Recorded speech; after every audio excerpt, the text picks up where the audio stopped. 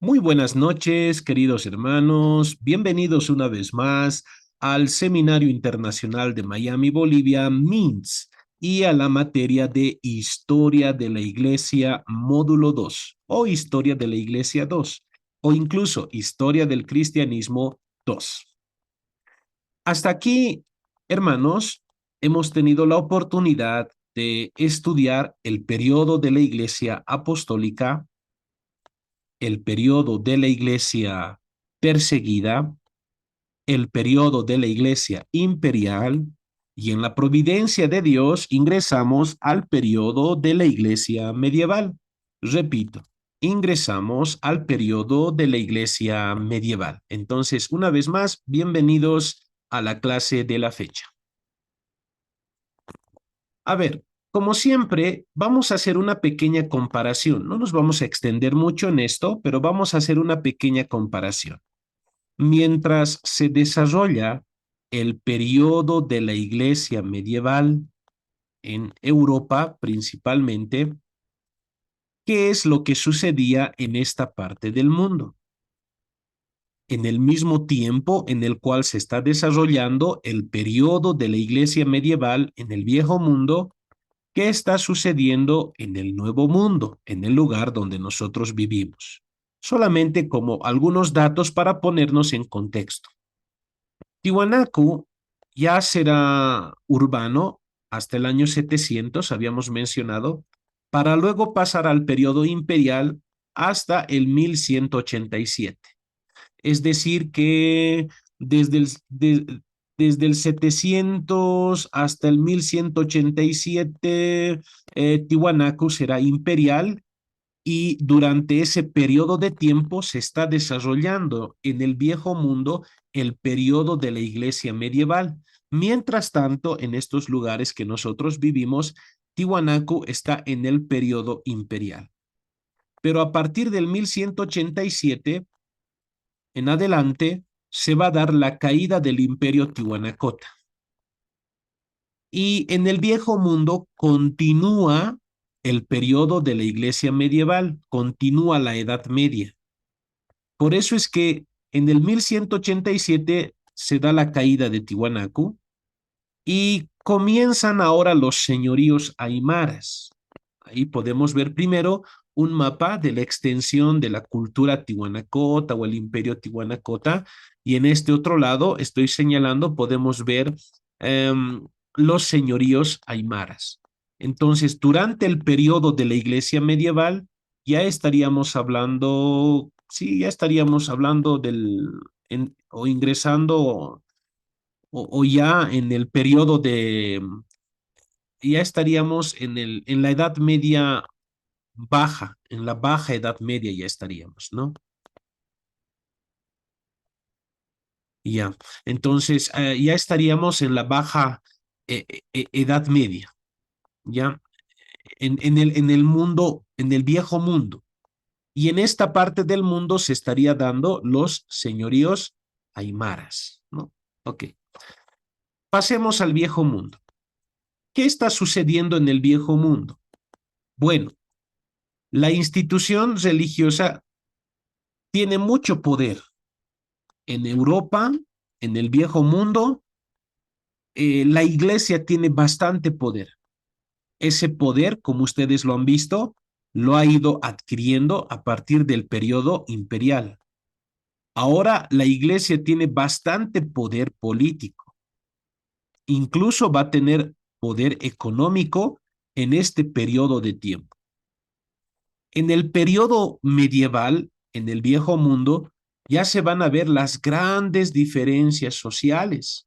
Ahí tenemos una pirámide de la Edad Media donde vamos a encontrar al rey que está encima de esta pirámide. Por debajo del rey vamos a tener a los nobles, a los caballeros, al alto clero. Por debajo de ellos vamos a tener a los campesinos y al bajo clero. Entonces, se nos dice que en el periodo medieval hay una diferencia social grande. El periodo de la Edad Media es un tiempo donde la sociedad es muy entregada al misticismo. Ya todas estas cosas vamos a ir explicándolas poco a poco. Por otro lado, en la Edad Media, la educación es para gente privilegiada.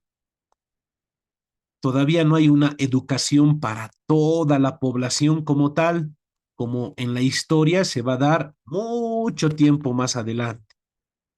Para este tiempo, la Edad Media, en el viejo mundo, la educación es para gente privilegiada. En cuanto a la arquitectura, vamos a encontrar la arquitectura románica entre el siglo VI al siglo XI. Aquí estoy señalando con el cursor, esta sería la arquitectura románica. Esta arquitectura va a predominar desde el siglo VI hasta el siglo XI. Como la Edad Media es un periodo muy largo, luego entraremos a la arquitectura gótica desde el siglo XII hasta el siglo XVI. Esto es, ¿no? Aquí vemos algo de la arquitectura gótica. Se va a empezar a construir este tipo de construcciones, de iglesias, basílicas, lugares importantes van a tener este tipo de construcciones, una arquitectura gótica. Cuando se da la reforma protestante, los reformados van a ver este tipo de arquitectura en las ciudades. Alguien comentaba, un historiador comentaba, de que la arquitectura gótica, de alguna manera en sus iglesias, trataban de demostrar que Dios es un Dios muy alto, muy elevado. Por eso es que las personas son pequeñas y los techos de la iglesia eran realmente altos y elevados, inalcanzables. Un historiador comentaba de que lo que los arquitectos góticos estaban tratando de demostrar con su arquitectura, que Dios es un Dios excelso, alto, sublime, que está por encima de todos nosotros. Por eso es que en el tiempo medieval, ya exactamente con la arquitectura gótica, las iglesias se construyen de manera majestuosa, ¿no? Visibles desde muy lejos. Bueno, eso es con respecto entonces al contexto cultural que rodea a la iglesia en el viejo mundo. Ahora, vayamos a desarrollar este periodo. El periodo de la iglesia medieval va desde el 476 al 1453. Repito, este periodo, el periodo de la iglesia medieval, va desde el 476 al 1453. Estaríamos diciendo que el periodo de la iglesia medieval comienza con la caída del Imperio Romano de Occidente y concluye con la caída del Imperio Romano de Constantinopla, o perdón, de Oriente, más conocido como Constantinopla. Vuelvo a mencionarlo. El periodo de la iglesia medieval va del 476 al 1453. En otras palabras, inicia con la caída del Imperio Romano de Occidente y concluye con la caída de Constantinopla. Eso tómenlo muy en cuenta. Recordemos el anterior periodo, que era el periodo de la Iglesia imperial, donde se produjeron muchos cambios dentro de la Iglesia, ¿verdad? Ese periodo empezaba en el 313, que vendría a ser el edicto de Milán, y concluía con el 476, que sería la caída del Imperio Romano de Occidente. Por eso es que ahora comenzamos un nuevo periodo a partir del 476, que sería la caída del Imperio Romano de Occidente, y este periodo de tiempo concluye con la caída de Constantinopla. Por último, el periodo de la iglesia medieval va del 476 al 1453. Veamos a grandes rasgos cómo era la vida, cómo era la iglesia durante este periodo de tiempo. Ya en el periodo medieval hemos visto muchos cambios, pero ahora en este periodo los cambios van a continuar. Las pugnas de poder van a continuar, muchas cosas van a continuar, otras cosas van a cambiar. Veamos eso. Desde el siglo II, la Iglesia seleccionaba a los candidatos al bautismo, preparándolos durante un tiempo. A veces los preparaban durante un año. Aquellos que se convertían a la fe cristiana solían ser catequizados alrededor de un año para luego ser bautizados. Comúnmente se los bautizaba en fechas importantes en la liturgia de la iglesia de esas épocas. Sin embargo, a partir del siglo IV, el catecumenado, que para nosotros vendría a ser el discipulado, comienza a decaer hasta deteriorarse definitivamente en el siglo VI. Esto de discipular a las personas para que estas personas luego sean bautizadas fue decayendo y ya durante el periodo medieval ya se había deteriorado totalmente. Como que el bautismo ya fue tomando otras connotaciones. En este periodo se fue desarrollando en el mundo mediterráneo a lo largo de los siglos VI y VII una fe popular y milagrera en torno a las representaciones de la divinidad y los santos. Íconos que descendían del cielo para proteger las ciudades, íconos con poder curativo, figuras milagrosas de Cristo, no hechas disque por mano humana. La veneración de las imágenes, dice, acabó constituyendo un importante componente de la religiosidad bizantina. Aparte de que la iglesia había dejado de lado la instrucción, los discipulados, las enseñanzas para poder bautizar a un recién convertido. Aparte de eso, la iglesia se volvió una iglesia muy mística. Por eso es que se tiene muy en alto ciertos íconos religiosos, ciertas imágenes religiosas.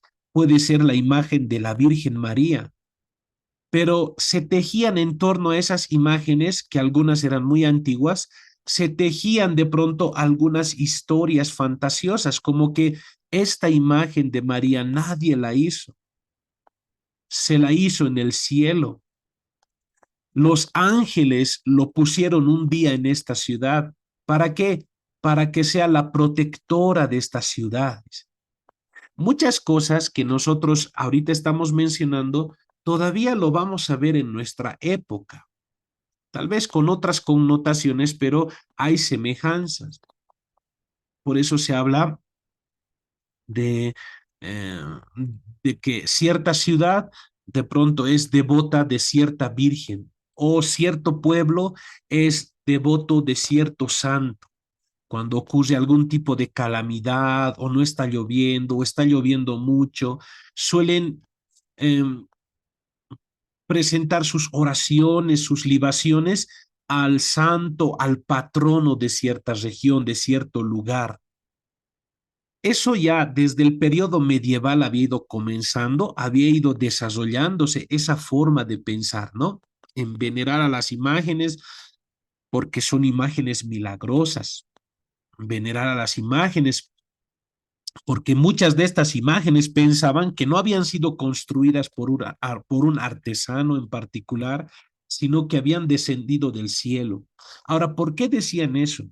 Una de las cosas por qué decían eso es que no toda la iglesia está a favor del uso de imágenes. Cito, por favor, tómenlo muy en cuenta. Y lo vamos a ir viendo, hermanos, en el desarrollo de la historia de la iglesia medieval. Pero vuelvo al tema. No toda la iglesia siempre ha estado de acuerdo en usar imágenes en sus iglesias. Han habido personas que han estado en contra de estas imágenes, a quienes se les va a denominar iconoclastas. Pero hay una mayoría de cristianos medievales que sí están a favor de usar imágenes. Y una forma de pronto decir, sí, está bien que usemos imágenes, era pues considerarlas milagrosas, es decir, que bueno, descienden del cielo, alguien lo ha hecho en el cielo, los ángeles lo han traído a esta ciudad. Por tanto, ¿cómo vas a destruir algo que Dios mismo nos ha dado? ¿O cómo vas a destruir a esta imagen si es tan milagrosa? Ya desde esas épocas comienza esas formas de pensamiento. También en esta época ya vamos a ver que los sacerdotes comienzan a vestirse de forma diferente a los laicos. En el periodo imperial ya hemos visto algo de eso, ¿verdad? Ya en el periodo imperial ya vamos a ver que los clérigos, los del clero, se empiezan a diferenciar de a poco de los laicos. Pero aquí en el periodo medieval ya es más evidente eso.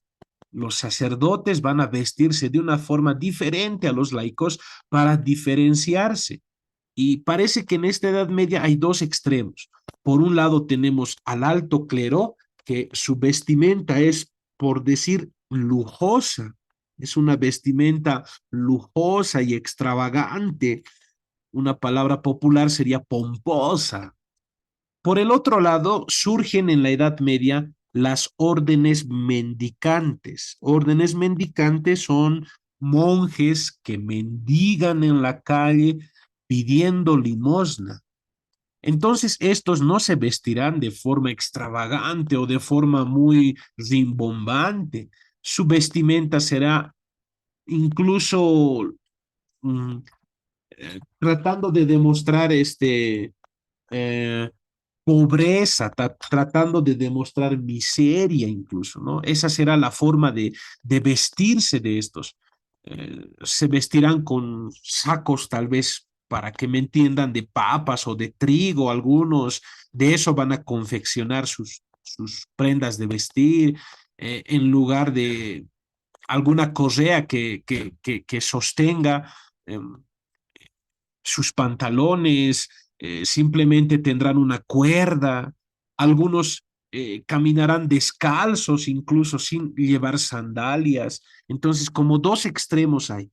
Y en esos dos extremos, la forma de vestimenta va cambiando en este periodo de tiempo, hermanos. A ver, pongámonos a pensar entonces, muchas de las cosas que en la actualidad podemos ver en la iglesia, de a poco se habían ido generando en el periodo de la iglesia imperial y en el periodo de la iglesia medieval. Por otro lado, ¿cuál es la cosmovisión del cristiano medieval acerca de Dios? La cosmovisión que tiene el cristiano medieval acerca de Dios es que Dios no es un padre, sino es un Señor terrible, juez de los hombres. Actúa como protector de las fuerzas del mal, que serían los demonios. Y a la misma vez es providente cuando uno cumple con su deber cristiano, pero es un gran castigador cuando uno ha pecado. Por eso Martín Lutero es un monje medieval. Martín Lutero, recordemos, en su vida, él no se encontraba nunca tranquilo o satisfecho, porque siempre consideraba de que Dios está enojado con él, y muchas veces él veía a Dios como un Dios bastante duro, bastante drástico, que era difícil o si no imposible de complacer. Para tratar de complacer a Dios, Lutero hacía vigilias prolongadas, ayunos prolongados, incluso se azotaba la espalda. Lutero es un monje, pues, medieval, ¿no? Está saliendo de la Edad Media, Lutero. Y ese era el pensamiento de la cristiandad casi general. Ellos no veían a Dios como un Dios necesariamente misericordioso, sino un Dios que está esperando castigar porque has fallado, está esperando eh, reprenderte porque has fallado. Y en este periodo de tiempo se tiene mucho miedo a los demonios. Casi todo se demoniza, casi para ellos todo tiene que ver con demonios. Incluso si había un dolor de estómago, ¿no? El estómago te retuerce y podía ser por alguna infección, porque en ese tiempo la salubridad no era semejante a la nuestra, ¿no? Entonces habían personas que podían tener un dolor de estómago fuerte y los relacionaban con la presencia de un demonio. Y se tenía mucho miedo a los demonios en este periodo de tiempo, se tiene harto terror a los demonios, a lo desconocido. Se empiezan a tejer historias fantasiosas acerca de lugares misteriosos, lugares donde hay demonios. Eh, en un libro de historia de la iglesia que leí acerca de la reforma protestante, comentaban, ¿no? Que habían algunos monjes enviados por sus superiores, en la noche solían meter ruido con ollas, ¿no? Solían meter ruido con ollas así, escondidos, ¿no? Se escondían. Entonces al día siguiente decían, han escuchado, ayer los demonios han transitado por las calles enfurecidos y la gente tenía, o sea, pensaba que era verdad todo eso. Muchas cosas así fantasiosas se llevan adelante en este periodo medieval. Asimismo, en la cosmovisión de la iglesia de la Edad Media, los santos comienzan la gente empieza a perder interés acerca de los santos, de los hermanos de la fe cristiana más antiguos. Ya no les interesa mucho sus virtudes como modelos a seguir, como ejemplos a seguir, como dice el libro de Hebreos en el Nuevo Testamento, y imitad la fe de vuestros pastores, ¿no? Imítenlos. Ya no hay ese interés de imitarlos en la piedad como modelos de una piedad cristiana, sino que comienzan a la veneración de sus reliquias, comienza la construcción de reliquias. Es un periodo donde van a aparecer, por ejemplo, personas que van a decir, estoy vendiendo un poco de la leche materna de los senos de María, la leche de María, la madre de Jesús. Y va a haber gente que va a creer. ¿Y para qué quiero tener yo eso? Bueno, es pues como un amuleto que me protege de los demonios, me protege de la muerte. Recordemos también que durante este periodo de tiempo pues circulan enfermedades terribles, ¿no? Como la peste negra y otras pestes más, surgen cosas terribles. Entonces, habían personas, comerciantes, que decían, tenemos un pedazo de la cruz de Cristo. Si tú tienes este pedazo de la cruz de Cristo, serás protegido de los demonios, del diablo, de Satanás, de sus ataques, de las hechicerías que alguien quiere hacerte, del mal de ojo. Estas cosas ya comienzan en el periodo medieval. Ya lo que hemos visto es como que ya alguito se ve en el periodo de la iglesia imperial, pero en el medieval es como que ya explota esta situación. Harto de esto ya se ve. En la comunidad cristiana medieval, harto de esto se ve. Entonces, no debe ser tan extraño escuchar a esta secta brasileña Pare de Sufrir, ¿no? De pronto dicen, tenemos no agua del río Jordán y cosas semejantes a esas, dicen, ¿no ve? O tenemos un pedacito de la cruz de Cristo bendecida en Israel, cositas así mencionan, ¿no ve? Esa forma de cristianismo, de pensar, de ideas, ya se lo tiene durante el periodo de la iglesia medieval. Por otro lado, en este tiempo también vamos a ver que el que quería servir a Dios no tenía otra opción más que hacerse clérigo, más que hacerse monje, o en el caso de las mujeres, monja.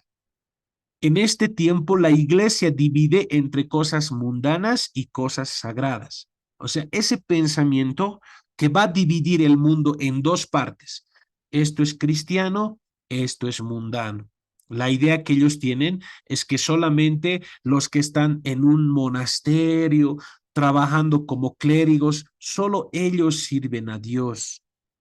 Pero aquellos que trabajan de zapateros remendones, aquellos que son cocineros, aquellos que son carpinteros, constructores, bueno, ellos no trabajan para Dios, ellos trabajan para las cosas de esta tierra, para ellos mismos, pero no para Dios. Hay como ese pensamiento que divide la vida en dos partes.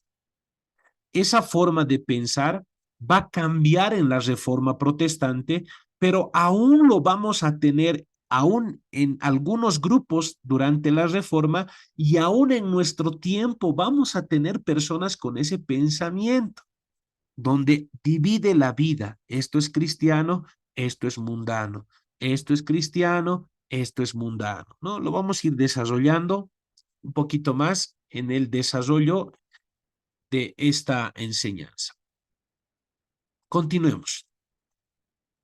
Ya entrando en algunas fechas que nos interesan, en el año 431, Patricio de Irlanda, conocido como San Patricio, dice que él había sido vendido como esclavo a Irlanda. Durante permaneció un tiempo. Tuvo la oportunidad de escapar, pero él pudo volver a Irlanda. Él decidió volver en el 431 a Irlanda, pero para predicar el Evangelio, porque dice que tuvo un sueño y ese sueño que tuvo lo impulsó a él a volver a Irlanda, pero esta vez para predicar el Evangelio. Entre los irlandeses, Patricio o San Patricio tiene su fiesta y es un santo para ellos de muy alta estima. A Patricio también se lo conoce porque dice que él para enseñar la doctrina de la Trinidad agarró un trébol y él enseñaba así, ¿no? Así como este trébol tiene tres hojitas que están unidas a un tallito. Así es la Trinidad de pronto, trataba de enseñar. Dios es Padre, Hijo y Espíritu Santo, pero a la misma vez es un solo Dios. Son tres personas, un solo Dios. Patricio se da los modos para poder presentarles la doctrina de la Trinidad a la gente en Irlanda. A Patricio también se lo puede conocer como un apóstol para los irlandeses, porque él les va a llevar el Evangelio. Él va a levantar en Irlanda un cristianismo con ciertas peculiaridades propias de la región. En lugar de tener obispos, en Irlanda van a tener abads o abades. Bueno, avancemos entonces. Por otro lado, en el año, a ver, voy a retroceder. En el año 516 se habla de otro personaje, Brandán. Se lo conoce también como San Brandán. Se cree que él habría sido el primer europeo en pisar suelo americano antes que lo haga Cristóbal Colón. Antes que lo haga Cristóbal Colón. En el año 516 se dice que San Brandán aparentemente habría llegado a tocar Norteamérica. Él no sabemos cuánto es real y cuánto es ficticio que se ha ido aumentando para agrandar la leyenda de Brandán, pero lo que se sabe es que Brandán era un apasionado por evangelizar y él viajaba con sus discípulos en canoas. Viajaba de isla en isla, de ciudad en ciudad, y buscando evangelizar, habría llegado a tocar Norteamérica. Por eso se cree que él fue el primer europeo en llegar a esta parte del mundo antes de Cristóbal Colón. ¿Ya? Algunos van a decir, no, no fue él, fue Eric el Rojo. Bueno, ya, ese es otro tema. Pero en el 516, entonces, aparentemente San Brandán habría llegado con su intención de evangelizar a tocar suelo americano, más exactamente Norteamérica. En el libro Historia de Bolivia de Carlos de Mesa Gisbert y sus padres trabajaron este libro de historia de Bolivia, dice, Las colonias escandinavas en estas tierras fueron prósperas. Ya en el siglo XI se contaban en ellas con granjas, iglesias y monasterios, pero poco a poco estas colonias fueron decayendo. En el siglo XV ya se habían extinguido, pues el último obispo de Groenlandia murió en el 385. ¿Cómo es que habían iglesias? ¿Cómo es que habían obispos en Groenlandia? ¿De cómo llegaron ahí? Bueno, la explicación podría ser a través de la labor evangelística de Brandán o de San Brandán. Probablemente realmente él llegó a establecer misiones o una misión en Groenlandia.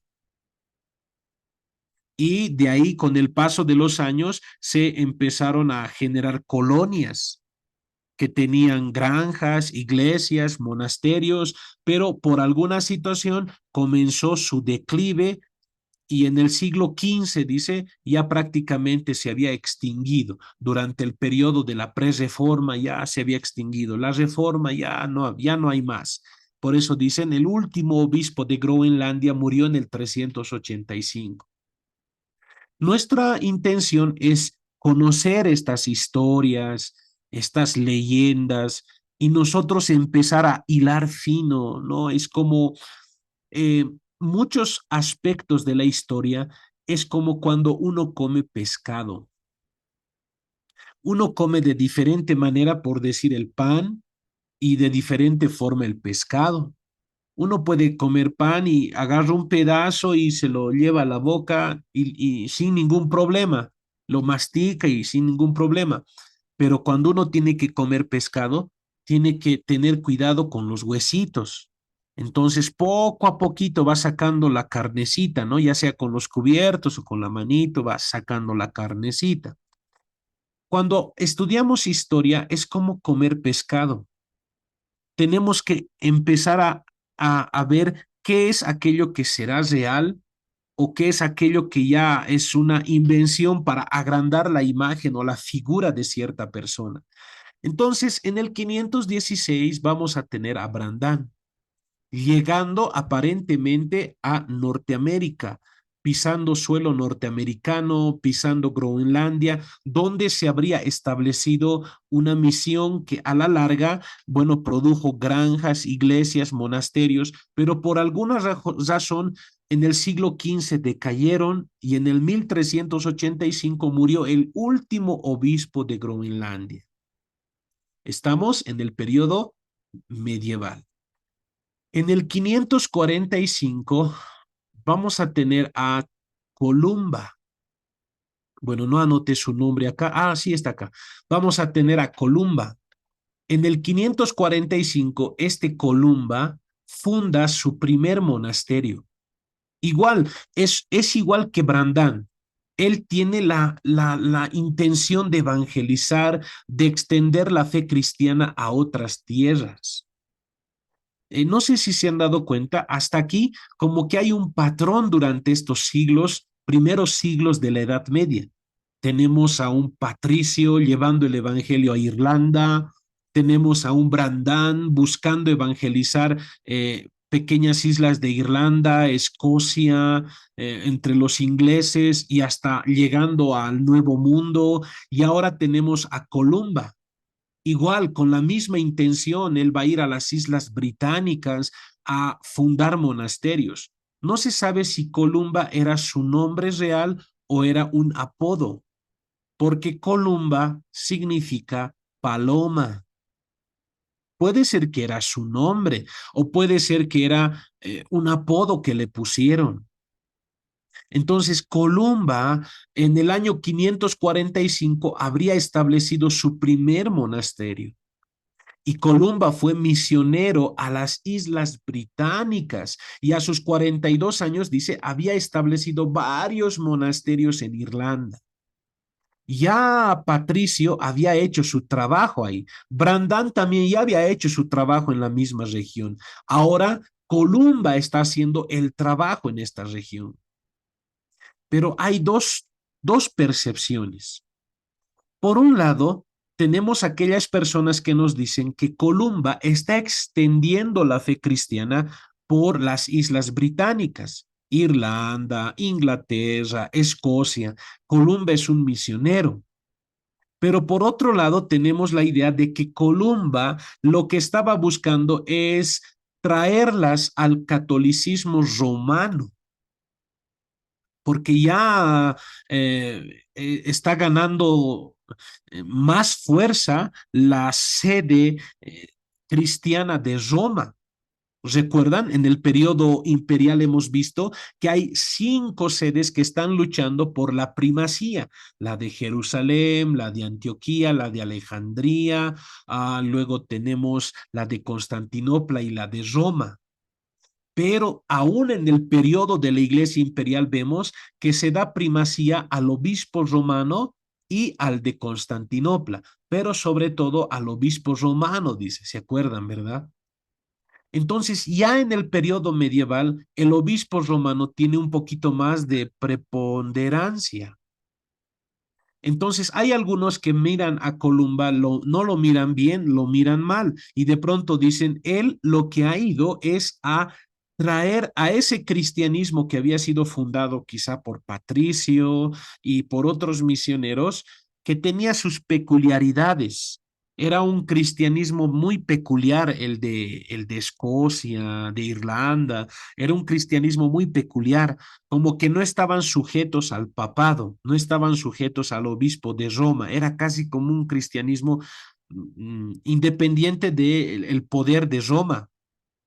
Entonces, algunos dicen que este Columba lo que fue es ir a traerlos nuevamente al poder de Roma. Su intención fue esa, de a estos cristianos traerlos nuevamente a la comunión con Roma. Entonces tenemos dos opiniones y son opiniones de personas estudiosas. Son opiniones que nosotros tenemos que seguir estudiando, escarbando y desmenuzando para ver cuál de ellas tiene más peso, cuál de ellas está en lo cierto. Por un lado tenemos a Columba como un evangelista, un misionero llevando el evangelio a estas tierras. Por el otro lado tenemos al mismo Columba que su intención es traer a esos cristianos irlandeses, escoceses, pero a la comunión con la iglesia de Roma. En el 500, en el 564 se estableció en las costas de Escocia, Columba, en la isla de Iona, y dice que tenía 12 discípulos con los que viajaba. Lo mismo se menciona de este otro personaje, de Brandán. Dice que tenía discípulos, 12 discípulos con los que viajaba, tratando de emular a Jesús y sus discípulos. Como les dije, este periodo de tiempo en la iglesia medieval es un periodo, es una época donde se aparecen muchas cosas místicas, muchas leyendas, muchas historias, se cree mucho en muchas cosas milagrosas, se tiene mucho temor a los demonios, cosas así. Y es interesante que, mira, Brandán tiene como sus discípulos, como sus 12 discípulos, y lo mismo Columba, como que tiene sus 12 discípulos. Es un cristianismo medieval.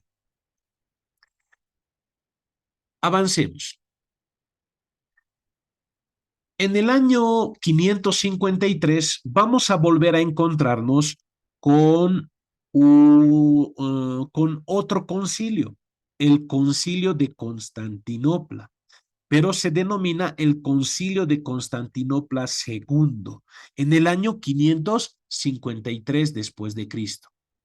Este concilio fue celebrado en 8 sesiones entre el 5 de mayo y el 8 de junio. Fue convocado por el emperador Justiniano I, ya es el que ha convocado este concilio para solucionar algunos problemas que estaba habiendo dentro de la iglesia que podían desencadenarse más adelante en situaciones políticas. Entonces, parece que no tenía tanto un interés espiritual este concilio, sino más fines políticos. En este participaron 152 clérigos. Se va a condenar al nestorianismo y se va a condenar al monofisismo. Por otro lado, en este concilio se va a condenar las tesis de Orígenes de Alejandría como cargadas de platonismo. Recordemos en el periodo de la iglesia perseguida a un tal Orígenes, un hombre de Alejandría erudito, pero en este periodo de tiempo no se lo va a considerar alguien sano en la fe, sino se lo va a considerar alguien que se apartó de la sana fe, de las sanas escrituras, de las sagradas escrituras. Y se va a considerar que su teología está muy cargada de platonismo, de Platón. Entonces, en el Anatema 11 señalan en este concilio de Constantinopla II, si alguno no anatematiza a Arrio, a Eunomio, a Macedonio, a Apolinar, a Nestorio, a Eutiques, a Orígenes, con todos sus escritos impíos, ese tal sea anatema, maldito. Entonces, en este concilio se dice, maldito es Arrio, maldito es Eunomio, maldito es Macedonio, maldito es Apolinar, maldito es Nestorio, maldito es Eutiques, y también maldito es Orígenes. Ellos y todos sus escritos son malditos. Y si alguien no dice y no cree que son malditos, él también es maldito. Dice, ¿no? Miren qué fuerte en este concilio de Constantinopla II en el 553, cuando se anatemiza a Orígenes de Alejandría más. Entonces, el teólogo Lowe dice, Orígenes sería condenado como hereje en el segundo concilio de Constantinopla en el 553 por sus ideas sobre la salvación y la Trinidad, entre otras más, ¿no? Avancemos.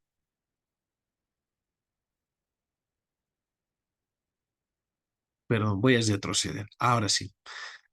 En esta época vamos a encontrar a otro personaje importante de la Edad Media, a Gregorio Magno.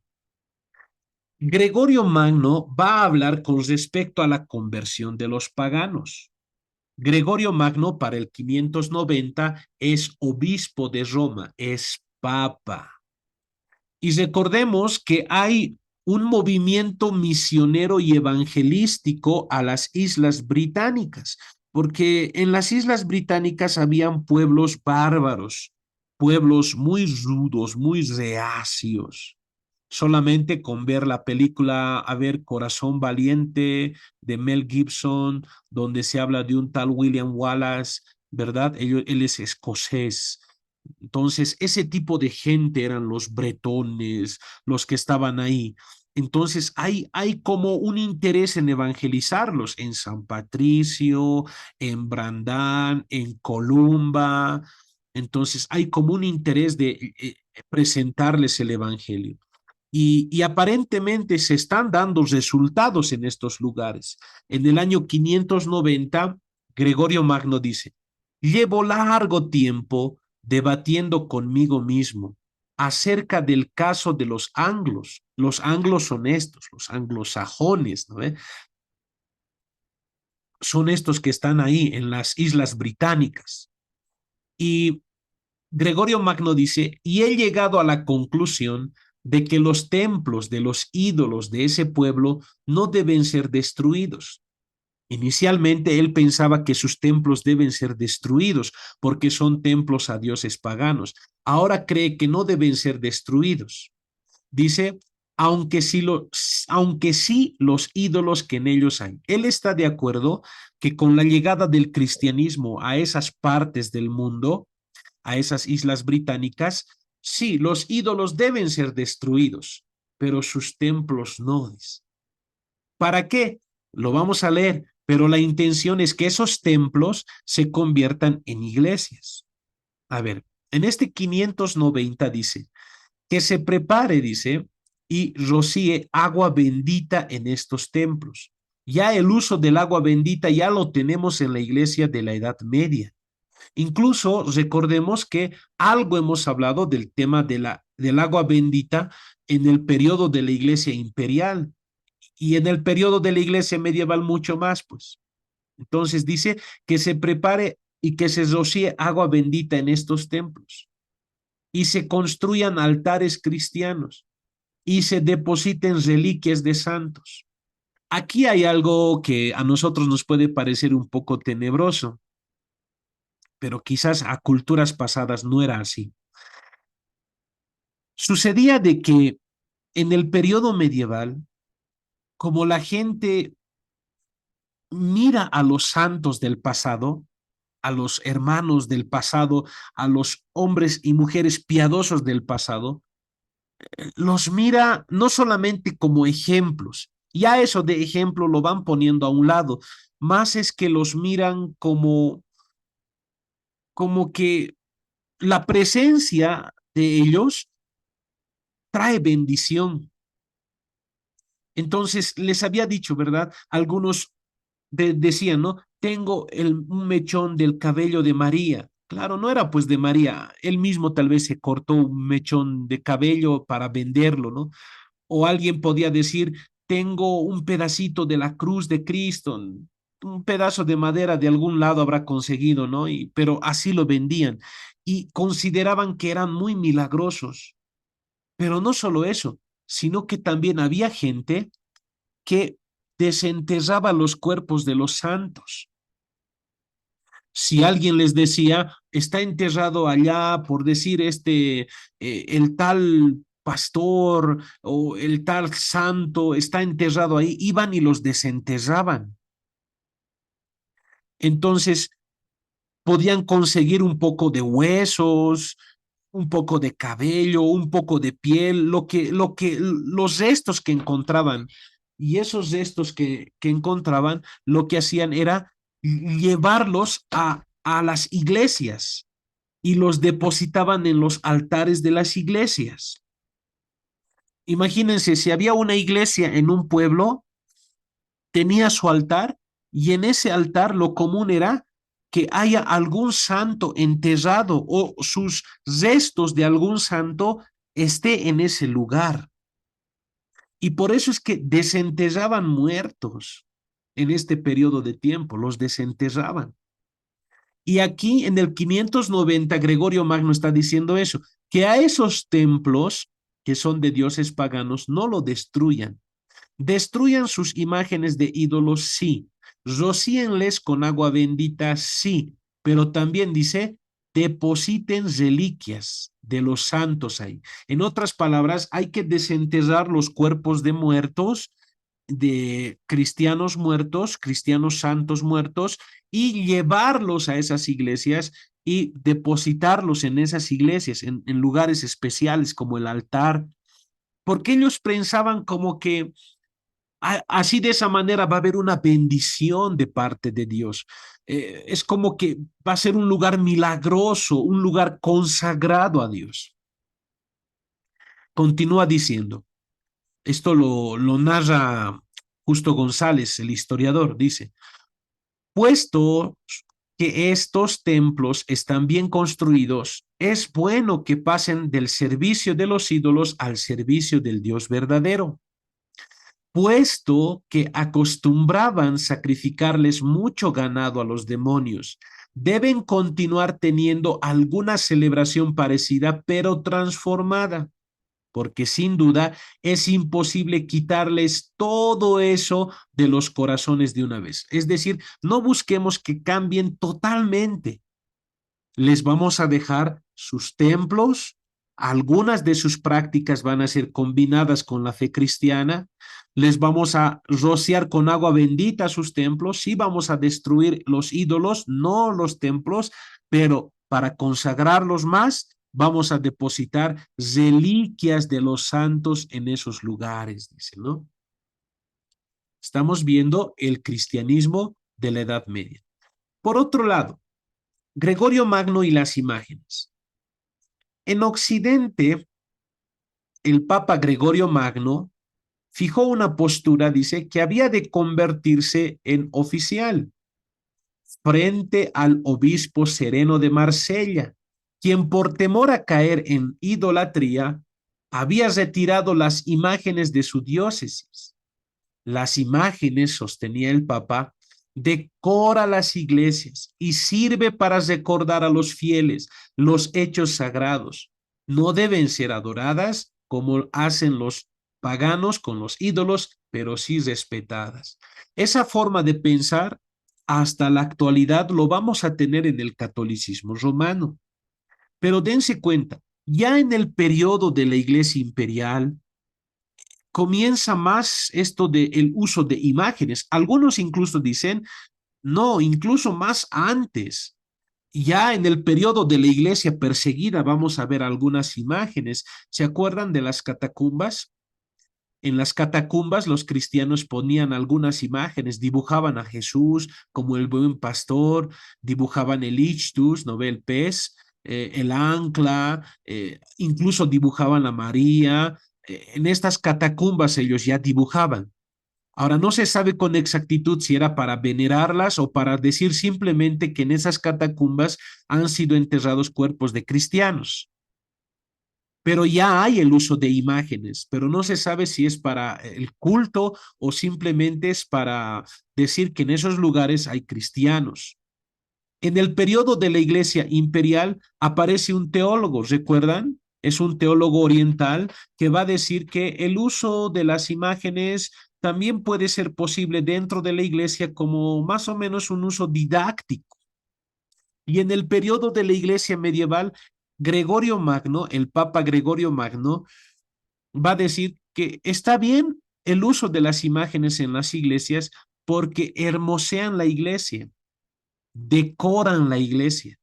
Además, a los hermanos les ayuda a recordar la vida piadosa de estas personas de las cuales se ha hecho imágenes, aunque no deben ser adoradas como lo hacen los paganos, solamente tenemos que presentarlas respeto. Esa forma de pensamiento ya había aparecido con Gregorio Magno durante la Edad Media, pero esa forma de pensar persiste en la actualidad. Aunque esto es lo que había pensado Gregorio Magno, realmente no fue así, porque la gente comenzó a venerar las imágenes, como les había mencionado anteriormente. Consideraban que esas imágenes eran realmente milagrosas, en algunos casos sanadoras, en algunos casos protectoras de males, de demonios o de ataques de pueblos extranjeros. Consideraban de pronto que eran imágenes que podían sanar enfermos, tenían ese tipo de percepción, ¿no? Y comenzaron a ser adoradas estas imágenes. Aunque en la actualidad alguien puede decir, los católicos adoran imágenes, ellos van a salir a la defensiva y decir, no, no adoramos solamente, les respetamos. Pueden ser que los clérigos respeten, pero hay gente que no son clérigos que no los respetan, sino más bien que los veneran hasta el punto de la adoración incluso. A ver, avancemos. Un poquito se está colgando mi máquina. Un momentito, está colgándose mi máquina. Ya. Este cuadro más vamos a avanzar y luego vamos a entrar a las preguntas. Bueno, en este periodo de tiempo persiste la pentarquía. Estamos en la Edad Media todavía y persiste la pentarquía. Entre cinco sedes siguen luchando para ver quién de los obispos sería la cabeza de la iglesia. El obispo de Jerusalén, el de Antioquía, el de Alejandría, el de Constantinopla, el de Roma, siguen luchando. Pero algo va a pasar ya en la Edad Media. Y vamos a citar a un escrito de James A. Dickenwile. Él escribió un libro acerca de el anticristo, es decir, el papa romano es el anticristo. Y en su libro dice, el obispo de Roma fue instalado como el primero de los 5 patriarcas en el 606. Anótense eso. En el 606. El emperador Focas, aquí está una moneda con la imagen del emperador Focas. El emperador Focas dice, disgustado con el obispo de Constantinopla, porque luchaban entre estos dos obispos. O sea, habían 5, ya hemos dicho, ¿no? Pero de entre los 5 eran 2 los que más fuerza tenían, el de Roma y el de Constantinopla.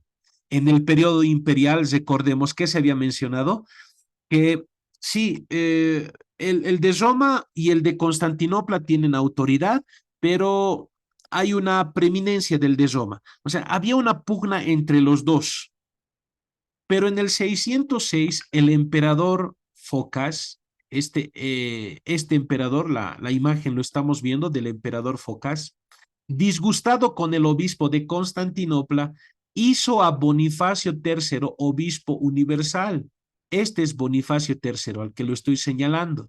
Es decir, que gracias al emperador Focas, el obispo de Roma va a tener preeminencia mucho más a partir del 606, porque este emperador va a decir es Bonifacio III quien es el obispo universal, es la cabeza universal de la iglesia. Dice, el edicto imperial, sin embargo, dio al obispo romano la preeminencia entre los 5 patriarcas. No le dio poder o jurisdicción sobre ellos todavía. Dice. Solamente dijo, ya, va a tener mayor proeminencia el obispo de Roma. ¿Esto por qué había sido? Porque se había enojado con el obispo de Constantinopla, porque Focas es de Constantinopla. Entonces Focas, enojado con el de Constantinopla por cuestiones políticas más que religiosas, lo va a poner como obispo universal a Bonifacio III. A partir de ese momento, ya pues ha dado unos 2, 3 pasos por delante de los demás obispos, el obispo de Roma.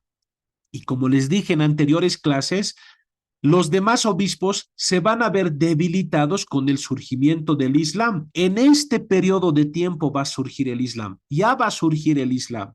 Y el Islam en su extensión va a debilitar a las sedes cristianas del Oriente, entre ellas Jerusalén, Antioquía, Alejandría, Constantinopla. Por tanto, el de Roma tiene más ventaja porque está en Europa y va a tener la protección de reyes. Por otro lado, en el periodo imperial ya se había dicho que tiene cierta preeminencia el de Roma. Ahora el emperador Focas en el 606 va a decir, él es el obispo universal, como que la cabeza de la iglesia. Esto está pasando en el periodo de la iglesia medieval. Bueno, hermanos, hasta ahí vamos a llegar hoy. Vamos a entrar a la sección de preguntas.